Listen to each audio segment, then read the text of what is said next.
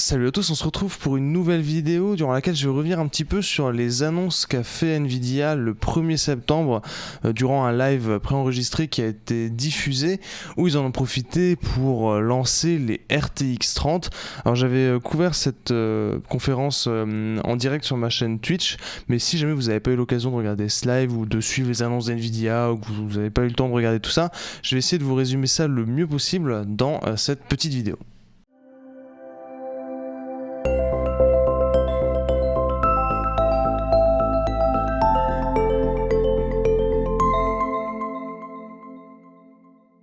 Pour commencer, il y a eu des petites annonces annexes mais qui sont quand même intéressantes, à commencer par Nvidia Reflex, qui est une techno, je cite là, pour mesurer et optimiser la latence du PC, en tout cas optimiser sur les jeux compatible. Je suis très curieux de voir ce que ça va donner en pratique, parce que dès qu'on commence à parler de latence au niveau du PC et d'input lag, ça peut vite partir en couille. Donc là, Nvidia parle sur les jeux compatibles à nouveau de 50% de réduction de la latence, donc quand au moment où vous cliquez et où l'action apparaît sur l'écran. Donc c'est plutôt intéressant, mais comme dit, je suis curieux de voir une fois que la solution pourra être testée. Autre chose avec Nvidia Reflex, avec un écran compatible, il va y avoir une feature qui permet en fait de mesurer l'input lag en branchant sa souris à l'écran. Donc ça pourra en intéresser certains, puisque ça permet de mesurer, de voir en pratique si des opérations qu'on effectue réduisent réellement l'input lag. Ensuite, il y a RTX IO qui m'a un peu étonné parce que je ne pensais pas qu'ils allaient en parler pendant cette conférence-là, qui est annoncé comme permettant de mieux exploiter les SSD NVMe, un peu à l'instar de ce qu'on a vu sur les consoles next-gen qui doivent arriver. Alors ça, ce RTX IO est basé sur Microsoft Direct Storage, qui est une APU qui a d'ailleurs annoncé en parallèle Microsoft sur son dev blog, et dont les premiers jeux compatibles doivent arriver en 2021, d'après Microsoft. Donc ça s'annonce clairement très intéressant, puisque ça permet de beaucoup mieux exploiter les SSD NVMe qui sont pour l'instant un peu useless pour du gaming et pour pas mal d'autres choses d'ailleurs, malheureusement. Et donc si ça fonctionne bien, ça va permettre vraiment de rendre les SSD NVMe intéressants pour réduire les temps de chargement. Si jamais vous streamez, Nvidia a aussi lancé Nvidia Broadcast, qui permet par exemple de retirer l'arrière-plan sans avoir de fond vert en utilisant les Tensor Core, et toujours en utilisant les Tensor Core aussi de supprimer les bruits de fond. Ce qu'on avait pu voir avec la bêta de RTX Voice, mais qui a été sortie un petit peu à la va-vite et qui exploitait pas très bien au final les cartes RTX. Donc j'attends de voir en termes de consommation de ressources que va donner Nvidia Broadcast. Passons aux choses sérieuses avec ce qui nous intéresse, du bon gros GPU. Comme je disais, Nvidia a lancé les premières RTX 30, à commencer par 3 GPU. Tout d'abord la RTX 3070, qui devrait être le bon rapport performance-prix, on y reviendra. Ensuite la 3080, qui est annoncée par Nvidia comme étant la carte flagship de ces RTX 30, un peu le haut de gamme sympa. Et pour terminer, en dernier, il y a eu la tant attendue, on va dire, qui avait pas mal leaké, la 3090, la RTX 3090, qui doit être le monstre. D'ailleurs, certains se souviendront qu'à la base, le suffixe 90 était réservé aux cartes bi-GPU, donc avec 2 GPU sur la même carte graphique, avec par exemple les GTX 590, 690. Mais là, ici, c'est pas du tout le cas. En fait, ça vient se positionner plutôt face à de la Titan RTX, donc la gamme Titan qui semble être un peu mise de côté sur cette génération de cartes. Au niveau des nouveautés, on a évidemment des améliorations au niveau de l'architecture des GPU. On passe de l'architecture Turing à l'architecture Ampère, avec donc des nouvelles unités de calcul pour la rasterisation, donc le rendu 3D plus classique, les shaders. On va avoir des nouveaux RT Core pour tout ce qui est ray tracing. On va aussi avoir des nouveaux Tensor Core pour tout ce qui est DLSS, machine learning, et par exemple normalement Nvidia Broadcast qui devrait, je l'espère, bien exploiter ces Tensor Core. Tout ça, toutes ces améliorations dans le but évidemment d'avoir plus de performance. Il n'y a pas qu'au niveau du GPU qu'il y a de la nouveauté, puisque au niveau de la mémoire vidéo, sur la 3080 et la 3090, on passe aussi sur de la GDDR6X versus de la GDDR6 plus classique, que l'on retrouve d'ailleurs encore sur la 3070. Sur la capacité au niveau de la mémoire vidéo, il n'y a rien de phénoménal sur ces RTX 30 en dehors de la 3090 qui dispose de 24 Go de mémoire vidéo. La 3080 de son côté a 10 Go, donc un peu plus que les RTX 20 précédentes, et la 3070 a 8 Go, ce qu'on retrouvait sur les 2070, 2080 précédemment. Au niveau des caractéristiques techniques, si vous voulez en savoir un peu plus, il y a un super tableau qui résume tout sur le site d'NVIDIA et qui permet d'ailleurs très facilement de comparer les 3 cartes graphiques. Attention au nombre de culs d'accord qui peut paraître assez impressionnant, mais en fait il semblerait qu'il y ait eu un doublage des unités FP32, donc pour les nombres à virgule flottante, et ce nombre semble être utilisé pour déterminer le nombre de culs d'accord. Du coup, évidemment, ça peut donner des chiffres au niveau du nombre de culs d'accord qui sont assez impressionnants face à Turing, mais en réalité ces unités FP32 ne sont qu'une partie des unités présentes dans les processeurs dédiés au rendu 3D plus classique. À ce sujet, Guru 3D a fait un article, mais ils ne sont pas sûrs à 100%, c'est pour ça que je mets ça au conditionnel. Mais bon, dans tous les cas, juste comparer les culs d'accord des cartes graphiques et les fréquences ne permet pas de déterminer les performances. Par contre, ça permet d'avoir une idée des écarts de performance qu'on va avoir entre les RTX 30, entre les différentes RTX 30. Dans tous les cas, il va falloir évidemment attendre les benchmarks. D'ici là, si vous voulez vous donner une idée, il y a Digital Foundries qui a posté une vidéo avec des performances relatives, donc en pourcent, de la 3080 face à la 2080, et on n'est pas très loin du x2 face à la 2080, ce qui est assez impressionnant. Alors justement sur les benches, une fois qu'ils seront publiés, ça permettra d'être fixé aussi sur la consommation réelle de ces cartes via des mesures, parce qu'actuellement si on se base sur les données d'NVIDIA, on a un TGP, donc Total Graphics Power, ou TBP, c'est la même chose, Total Board Power, de 220 watts pour la 3070, 320 watts pour la 3080 et 350 watts pour la 3090, ce qui est quand même un peu plus élevé que les RTX 20. Pour vous donner une idée, la 2080 Ti consomme dans les 280 watts en jeu d'après Tom's Hardware.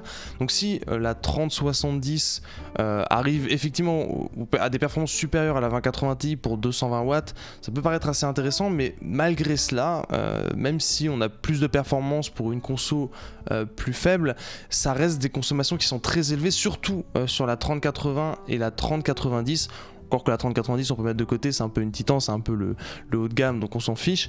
Mais je suis curieux de voir en fait si la 3080, ce que ça va donner en termes de consommation réelle.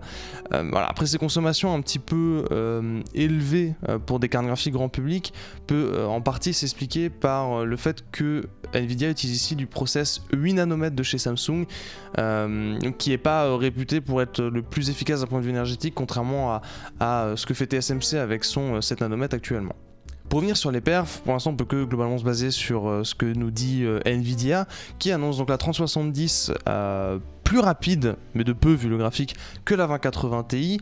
La 3070 est aussi annoncée à 60% plus rapide que la 2070, ce qui devrait permettre de jouer largement en 1440p, voire même de la 4K. Sur la 3080, Nvidia parle de 2 fois les performances de la 2080, ce qui semble se confirmer avec la vidéo de Digital Foundries, et elle est annoncée comme étant une carte idéale pour jouer en 4K, ce qui semble tout à fait cohérent. Pour terminer sur la 3090, Nvidia annonce 50% de perf en plus par rapport à la Titan RTX, ce qui est plutôt pas mal. On verra évidemment en pratique, et c'est pour ça qu'ils se permettent de dire que la 3090 va permettre de jouer en 8K à 60 fps avec, attention, le DLSS, mais malgré tout le ray tracing activé. Donc voilà, c'est pour ça qu'il y avait une démo pendant la conférence où il faisait jouer des gens en 8K. Donc ça s'annonce plutôt intéressant. Après, moi je suis pas vraiment persuadé que le gaming en 8K soit intéressant, mais voilà, ça devrait être possible avec la puissance de calcul de la 3090. Au niveau des disponibilités, ça arrive assez rapidement puisque la 3080 sera dispo à partir du 17 septembre, la 3090 à partir du 24 septembre, si vous avez énormément d'argent à dépenser, on va y venir, et courant octobre, probablement mi-octobre je suppose, on devrait avoir la 3070 qui va arriver sur le marché. Alors justement en termes de prix, c'est quelque chose qui est quand même assez important, sur les Founders édition d'Nvidia, on démarre à 519€ pour la 3070, 719€ pour la 3080 et un petit 1549€ pour la 3090. Du coup avec ces prix ça rend la 3070 et la 3080 plutôt méga rentables en fait.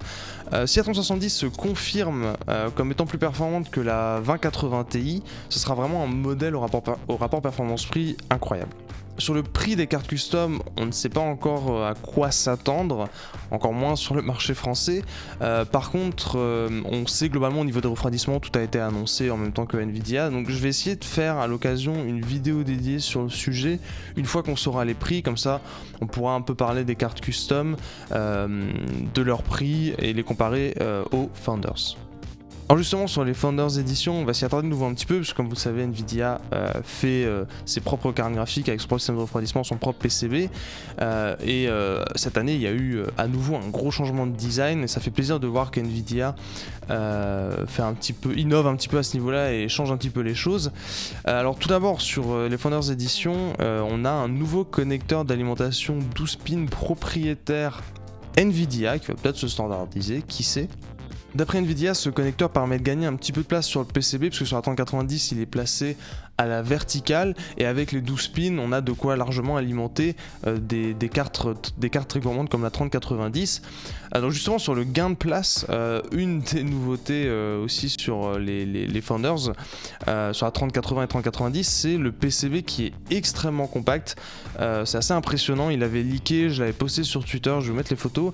Ce PCB compact permet du coup un placement des ventilateurs qui est assez original.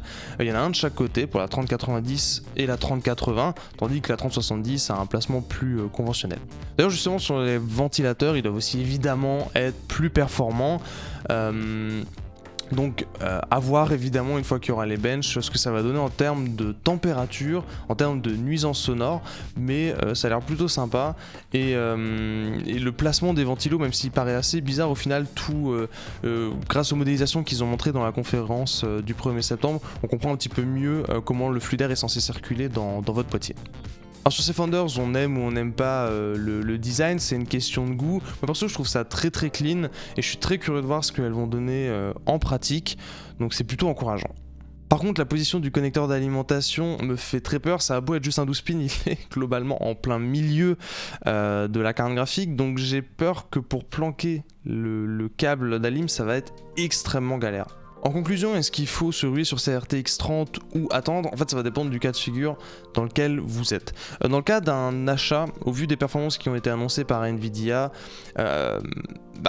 acheter une RTX 20 dans tous les cas, ça ne fait plus vraiment de sens. Acheter de manière générale une carte à plus de 400 € ne fait plus vraiment de sens. Il vaut mieux attendre la sortie de ces RTX 30 et puis en fonction de votre budget, acheter dans ces cartes-là, en achetant évidemment de préférence après que les benchmarks soient publiés pour les différents points que j'ai évoqués pendant la vidéo. Si vous voyez de la RTX 20 en promotion, soyez prudent parce que comme je disais, le bond en performance à prix égal s'annonce assez impressionnant. Si la 3070 arrive au-dessus d'une 2080 Ti pour 519 €, même s'il y a des grosses promos, vérifiez bien le rapport performance-prix, et c'est possible que les RTX 30, malgré des promotions sur les RTX 20, restent plus rentables. Après sur l'achat en dessous des cartes haut de gamme, donc si vous comptiez acheter de la GTX 16 par exemple ou de la RX 5500 XT, acheter maintenant c'est pas totalement aberrant. Pourquoi? Parce que il va encore se passer pas mal de temps avant qu'on ait des cartes plus abordables. Si on reprend un peu les délais qu'il y avait eu sur les RTX 20, il y aurait au moins 3 à 5 mois avant qu'on ait de la 3060, à moins qu'ils se bougent pour la sortir avant les fêtes de fin d'année, mais bon. Sur la 3060 ça risque de mettre un peu de temps, et les rumeurs parlaient de 400 $ hors taxe, donc attendons de voir. Et si vous avez moins de budget pour de la GTX potentielle, là on pourrait être dans les 6 mois à nouveau si on reprend des délais similaires à ce qu'il y avait sur les RTX 20. Dans le cas un peu différent de l'upgrade, ça va dépendre de si vous avez ressenti un besoin en termes de perf sur la carte graphique que vous avez actuellement.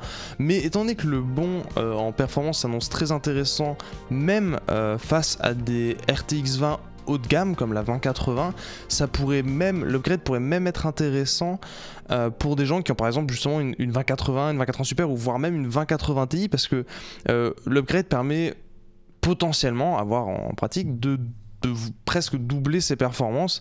Donc ça peut justifier un upgrade. D'habitude on a tendance à attendre la génération d'après avant d'upgrade pour un peu rentabiliser la carte, mais là ça pourrait être intéressant, surtout si vous jouez en ray tracing et en haute définition. Évidemment si vous jouez en 1080p c'est pas ouf. Par contre dans le cas d'un upgrade, si vous voulez une carte moins puissante et que vous voulez upgrade pour avoir ce magnifique boost un énorme gain de performance, faites attention comme d'habitude à ce que votre processeur soit suffisamment puissant, qu'il tienne la route. Il vous faudra pas non plus un processeur de la NASA, mais il faudra quand même que votre processeur tienne la route. Genre si vous avez encore la DDR3 ça va être compliqué, et le processeur ça va être particulièrement critique dans le cas où vous jouez en 1080p à haut FPS, parce qu'il y a pas mal de jeux qui sont assez dépendants du processeur, et dans ces résolutions là ça peut avoir un impact assez important sur les performances. Au niveau de la LIM, ça peut poser question, puisque comme je disais, on a des TGP qui sont plutôt élevés. Ce sera confirmé au niveau de la console avec les benches, comme je disais avant, mais Nvidia, sur son site, recommande 750 watts pour la 3090 et la 3080 en termes d'alimentation, donc c'est un bon wattage. Peut-être que en toute assurance je pourrais vous dire que 650 watts suffisent, mais il va falloir attendre les benches pour ça. Sinon pour la 3070, Nvidia conseille quand même encore 650 watts malgré le TGP de 220 watts, donc c'est assez haut en termes de wattage requis. À nouveau, attendons les benches et on pourra en discuter. D'ailleurs, en parlant de discussion, n'hésitez pas si vous avez des questions à me les poser dans les commentaires par rapport à ces RTX 30. J'espère que cette vidéo vous aura plu.